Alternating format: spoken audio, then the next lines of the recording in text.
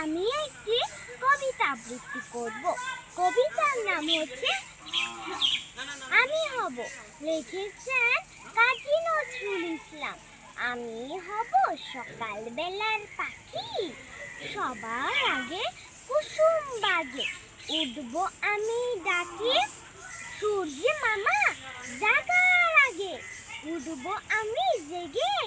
হয়নি সকাল, ঘুমাও এখন, মা বলবেন রেগে। বলবো আমি আলসে মেয়ে, ঘুমিয়ে তুমি থাকো। হয়নি সকাল, তাই বলে কি সকাল হবে নাকো।